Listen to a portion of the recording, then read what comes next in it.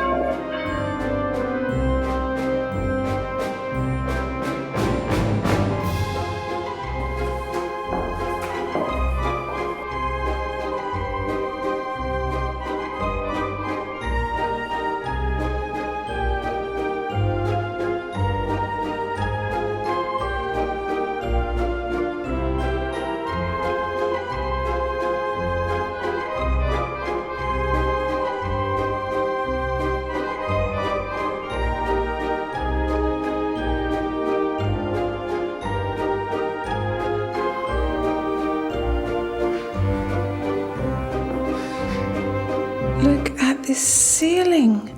Oh my gosh.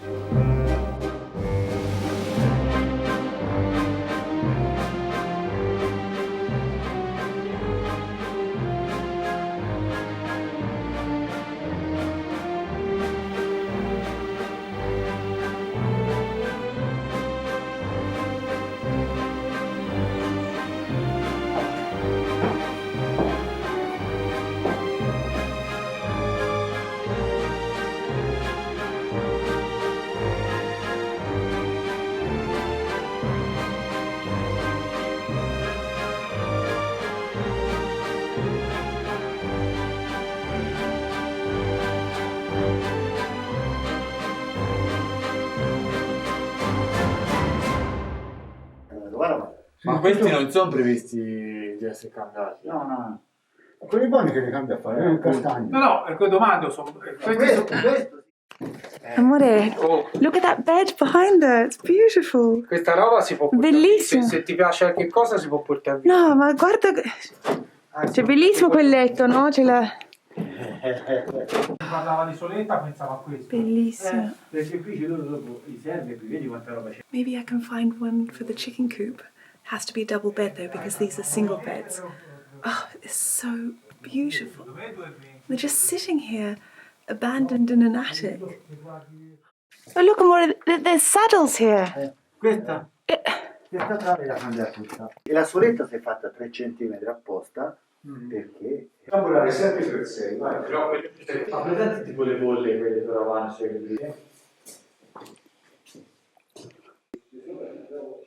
sì, ma mi sembra ce ne sarà una ogni 10.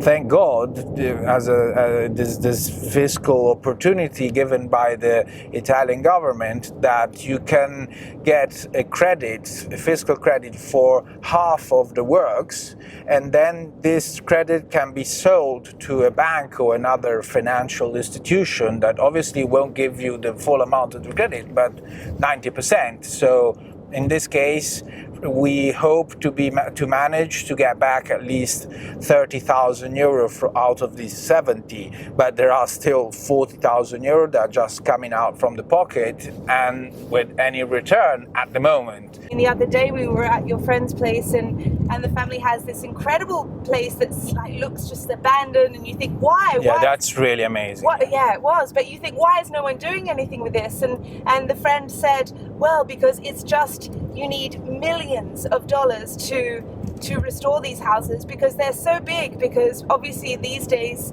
we don't live in such large spaces. We don't need such space unless you're making it a hotel, and therefore many Italian families have properties that will, for sentimental reasons they don't want to sell, but then they don't have enough, they can't afford to restore them. No, allora c'è un cammino. No, guarda. No, guarda qua. Guarda questa vista pazzesca. L'avevo mai visto il camino svuotato? La cucina? And can you imagine if this is your sink and then you look out there? Oh my goodness. Sì, ma sono molti meno delle pezze. Wow, che bello sto camino. Questo si ha.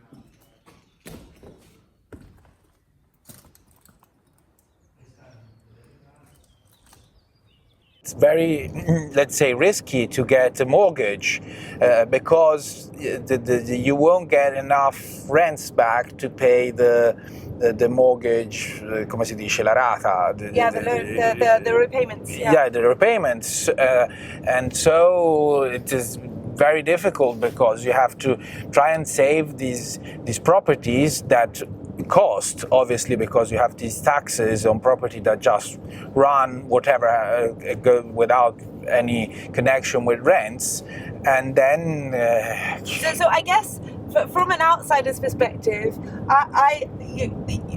you would think, because I'm obviously, like many of you, an optimist, thinking, oh yes, but you could do it up, you could put it on Airbnb, or you could cover the costs with rent. I mean, really, these big villas, they cost so much to heat, for example. So anything you're making on Airbnb, that you'll need that just to cover the heating often, no? Or even for example, with the roof as well, like there are very old styles of roofs. So as Peter said, 70,000 to repair. Plus VAT, so it's 77,000 euro to repair this roof. And the thing is, even just to maintain, you'll see in this villa, it has the most incredible frescoes, and they're just disappearing, no? I mean... Luckily, we had this person that sort of stayed there nearly for free and did painting courses, and he, in the last 24 years, I think,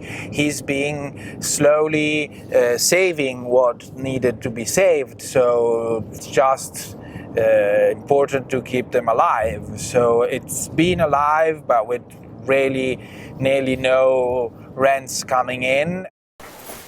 Oh, wow. This is the old chapel where they used to pray. Now it's a bit of a mess, but apart that the corner there where there's humidity, the rest is quite good.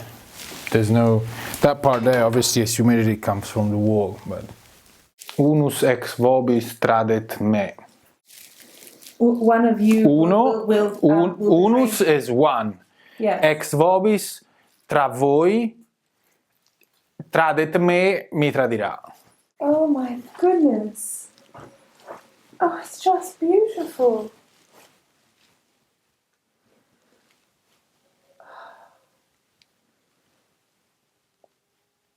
Wow.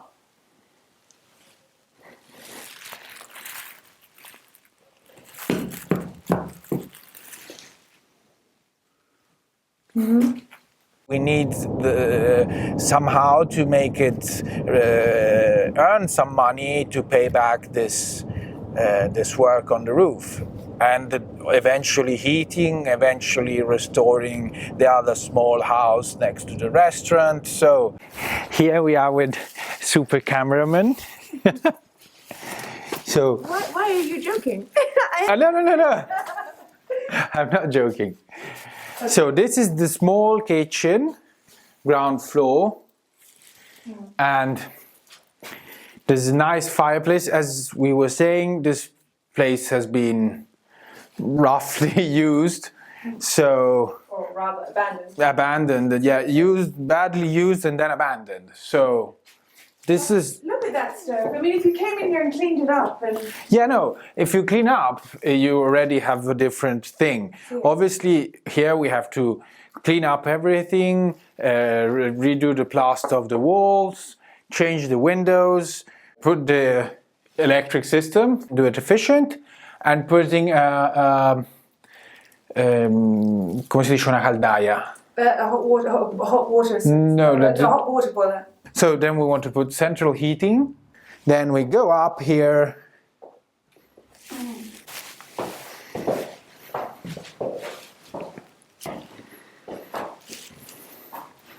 You can have a nice sitting room here. Yeah.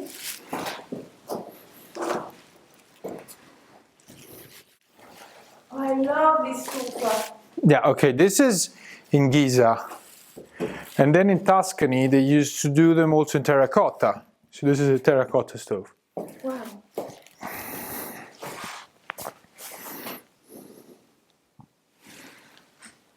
Beautiful. This is the, can be a bedroom. And there's the bathroom. Obviously, yeah, you need some imagination, obviously. But it has everything, so it's cute, it's small, it's easy to warm up. And yeah, there are problems. You see the roof is falling apart there. Obviously, we will have to do some works, but it's small, it's easy to do. So bathroom obviously must be completely redone. This could come out a very nice before and after. This is quite a before here. Yeah.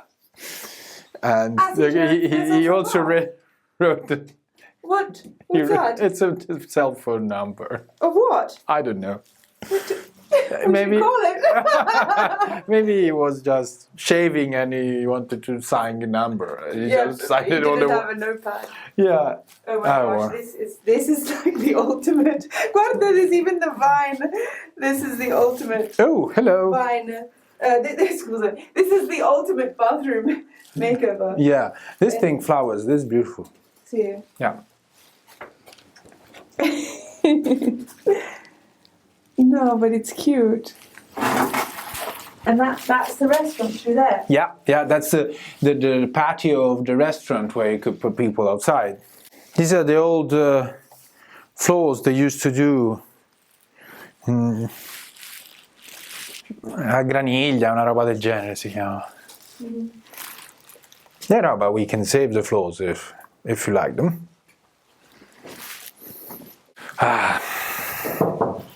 It's such a shame.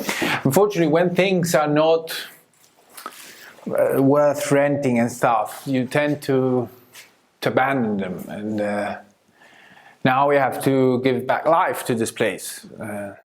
So basically to explain, there's the main villa and then there's a little cottage beside it which we're going to renovate, I suppose. Yeah, depends how much it costs, but yeah, my intention is to renovate also that. Well, I mean, at least get it into a state in which you can live in it, because right now it's been abandoned for, well, how many years? There was a helper of the restaurant that just stayed there sort of for free, and he unfortunately was probably a bit nuts, and he had 4 dogs and 27 cats, and they lived in the house, so he then, poor him, he died some years ago, and practically the house remained a cat house. Yeah. So, yeah.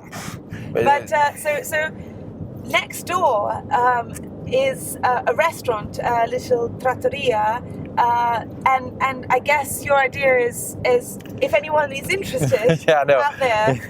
Well, you laugh, but I think it might. No. This is trying to find the way of giving back life to this place, because this place was on a very important road between Siena and Arezzo. So before the Second World War, it was a place where everybody that wanted to go from Siena to Arezzo passed through, and obviously they had horses and carriages, and that place was a place where people stopped. Right. So where now the restaurant was an old stable where all the people that were traveling from Siena to Arezzo and back stopped there, changed the horses and ate and had let's say food and stuff like that.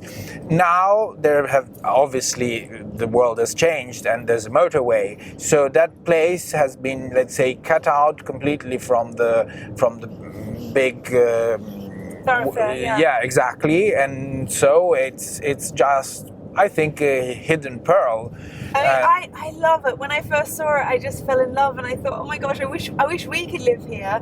But the problem for us is that it's not close to your work, and and then it's like not close to anything. So it's not close to my work, not close to my family where I have to do other work, not close to the other farm where we want to move to. So yeah, we need a big dreamer like you that really. Well, I think for some people though, I think maybe for some foreigners, they don't necessarily need to be near a big city. Or because if that were to become their business, and I think this is what makes it super interesting, is because I know many of you are dreaming of moving to Italy, but then you think, how could we make it work, or how could we make an income? Well, so what Guido's family are thinking of offering is to rent out the villa, the cottage, and the restaurant as a package, and you can open a restaurant. Live in the cottage, and use the villa, and also sublet the villa in summer if you want to do like the gentleman who was saying Guido was talking about before, he did painting courses in the summer where he did. I think it's a big villa, so it's 3 floors. Oh my gosh, it has, I think, 12 bedrooms. And so if you want, it's all been furnished by Guido's largely by your mother, who has Yeah, incredible taste. that's old furnish that comes from the old house of my grandparents in Florence, da Via dei Serragni. So it's all beautiful stuff. It's so beautiful. And I don't know, I suppose on one hand you could say, yes, it is isolated, but... Not isolated. It's 15 minutes from the big town, the biggest town that's there, and it's half an hour from Siena. So it's, yes, but I suppose it would be more suited to a foreigner rather than an Italian, yes. who's working in Florence or Siena. No. This is a place that restaurant is small and cute, and it's a place that if you build up a name, people will come there to eat, because this restaurant has been managed by this family for many years, but unfortunately the man, the main manager, died in an accident many years ago. So the restaurant has been then managed by the daughter and the wife, but actually it's not their passion, their aim in life. So it just... So they're happy to... They don't want it. You're not taking away... No. I spoke with them, and they would be happy to, like, not sell, but like just give away the management of the restaurant. So the walls are ours, and there are now tenants and managing the restaurant, but I think they are quite fed up. And now also with COVID, obviously they had an awful year, so they were not going well, and now it's even worse. So probably we could find an arrangement. I already spoke with the daughter, and she said, okay, if we can find an arrangement. So when would it be available? So the work is beginning on the roof next week, no? Yeah, next week or the week after. The surveyor is filing all the papers for it. So hopefully, if there are no problems, we can start in a couple of weeks. Yes. All the scaffoldings are already there. I suppose that for the end of May, middle of June. Next year. This year? This year? No, why not? Davvero? Ma 2 mesi cavolo dobbiamo fare. What, it would all already be ready? I hope so. See, man, we have to get the cottage into a good state. And yeah, but the cottage, when a constructor goes there, I think 2 weeks they can do it. It's true. I mean, it's not one builder. They're like 6 or 7. They come in. No, I know, but we have to clean and put in maybe some new furniture. That's beautiful. I mean, I suppose we could just do that in a weekend, couldn't we? Really? No? Yeah, I just remind you, we are also getting married, but yes, yeah, but somehow we will manage. But and then I just took on that project with that other client, maybe. Yeah, hopefully. So, but it doesn't matter. Okay. We just need to wake up earlier. But yes, exactly. But the thing is, if you're thinking about this, for next year, that could be a possibility for someone, no? Because they would need that time to get their life sorted if they were going to move. I think it's a great opportunity.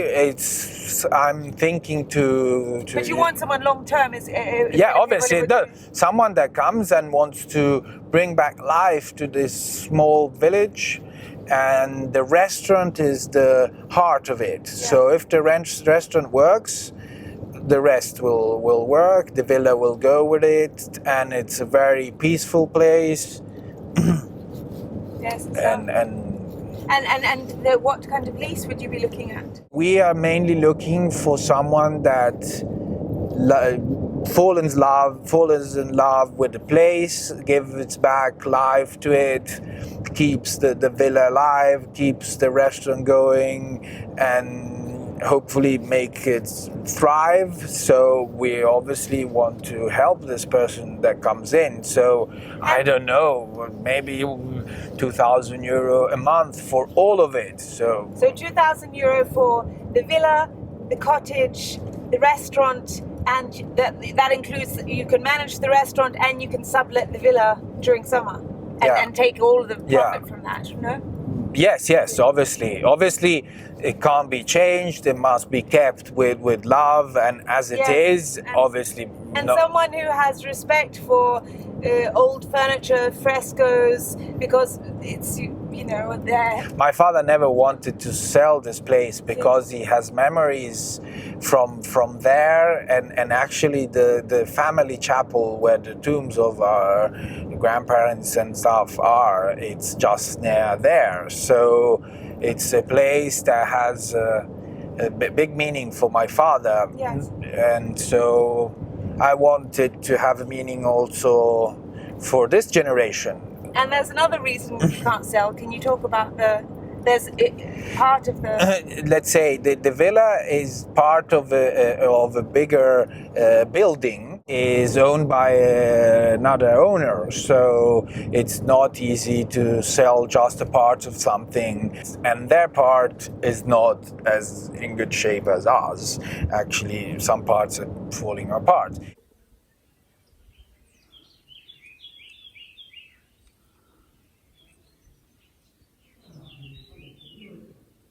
Attached to the villa, but it's property of the neighbors. So we have half of this part of the building. Yes, and this. I think you should explain. There are no neighbours. They have no one. No. This is it's property of other people, but it's actually at this moment it's not used because it would need some work. Yeah, Like it's millions of dollars of work. no, but non è abitabile. It's not livable. So at the moment there's no one. It's not livable, and I hope they will restore it, but it's not something that will happen in the next few years, surely. So the other part of the villa has a safe roof, so the house is safe. Where we are renting is safe. Yes. And it's not that it's dangerous from a static point of view, or the building will just fall apart. It's safe. And we're putting it even more in a better condition, obviously restoring the roof, so there's no problem in living in it. And how many bedrooms does the villa have? I don't remember, but at least 10. At least 10. Wow. Yeah, we can count them. And they all have bathrooms, and the plumbing all works, and it has. Yeah. My father done the plumbing and the electrical part 20 or 25 years ago. Okay. So they are not new, but they are perfectly efficient. So it's that from that point of view, it's perfect. Yes. And then there's a beautiful little garden, and it's so lovely. In fact, when I was filming it a couple of weeks ago when we were down there, I noticed that the shutters on the internal part that looks in, what colour they are? Yeah, the same than blue, the one. Blue. Yeah. Exactly the same. It's so lovely, and it's got this incredible kitchen with a big high ceiling and this wonderful fireplace. This is the kitchen, look at it. The whole other room should have. It has maybe 40 or 50 seated places, wow. Come si dice, insomma, coperti. Yes. 40 o 50 coperti, but then there's all a garden, so in a day like this, you can have up to 100 people outside. It's not far from Chianciano, Terme, it's not Valdorcia, it's not far from Siena. It's an area that in 20 minutes you are close to many important touristic spots. Yes. Also a chef wants to change life. It's not a restaurant in Florence where you pay 10,000 euro a month. And is that how much rent is normally? If you are in a good spot, yes. Yeah, wow. But also in a normal place you pay 2,000 or 3,000 euro only for the restaurant. Yeah, so yeah. You're just paying a normal rent for a house, but you also have a restaurant that can give you enough money to be, but without the stress of saying, we have to fill it up, this week, during the week there's... What about if it was someone who says, okay, my husband or my wife, my partner is a chef, I've always wanted to live in Italy, but we don't speak Italian. Would you be able to help them set up the business? Obviously. No, the business is very easy. They just you just need to get the old business from who's managing now, and you just transfer the lease contract that we have with them. Because when you open a restaurant, you have all the problemi sanitari, the sanitary health. When you deal with food in public, obviously there's all problems. You need a handicapped bathroom, you need the kitchen done in a certain way. They've done everything, so it's ready to be used. This place, when it was managed with more passion and everything, people came from miles to go there and spend. Today it would be packed because it's a wonderful day. They have outside, and people just drive. In Italy, food is the most important thing in life, so they don't mind driving half an hour. Obviously, you can be very competitive on prices because the rent is so low. So you don't need to charge so much. You can charge normal price, but give a better quality food. Yeah, there's this cottage and the restaurant. So it's just in front. You have to spend 50, 60, 70,000 euro to do big maintenance, so bathrooms, roofs, or whatever breaks, because obviously they're old houses. And so in the end, actually, the 90%, 95% of what comes in from rents needs to go back into the properties, and that's the truth. Right. That's one of the things that's very admirable about your father is he never... And my mother. And your mother. They've done they live quite modestly because they're always ready for these maintenance costs. He always said, la formica fa il passo che la pole. So it means the ant does the step that it can. So if he had 10, Com'è di nuovo? La formica fa il passo che la pole. It's Tuscan. So the ant does the step that it can. And this is what happened in the last 20 years in so many properties, especially with vineyards and big resorts. And people got enormous mortgages because works are so expensive, and in the end it's not sustainable. It doesn't work. Some work, but many don't. Is it because people overestimate how much money they can make from Airbnb and then they underestimated all the costs, that the running costs are always more. GPL, what you pay for heating is the most expensive in Europe, no? Italy is a wonderful country, but we don't have natural resources except beauty and landscape. And so all gas, petrol, electricity and everything are one of the most expensive in Europe.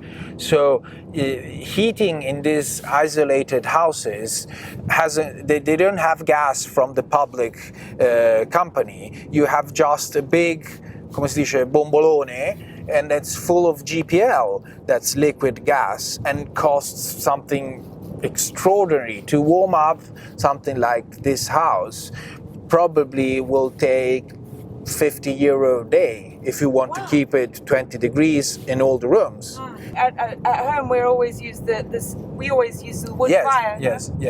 We try to use that because it's so expensive, it's a waste, and we have wood, luckily, because there are woods there. Questo è il pretaletto. Ah sì. Vedi? E questo è un vaso da notte. Ah sì. Wow. Attenta dove metti i piedi. Sì. Eccolo lì. Ah sì. Vedi? That's a beautiful chest, isn't it? Yeah. I wonder what's inside it. Let's see.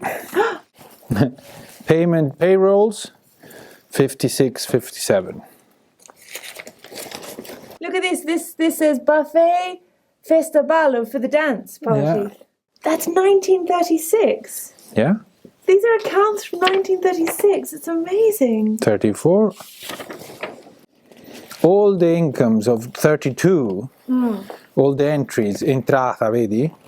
It's 193,149 lire. So that today is 100 euro.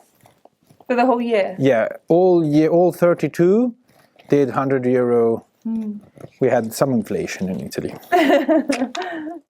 Vedi, c'è scritto però da ballo. They had lots of dancing. Yeah, because these houses were used for having... Oh, so they would have had it in the ballroom, of course. Certo. The ballroom downstairs. The one that we can't Sì, get sì. into. No? Sì.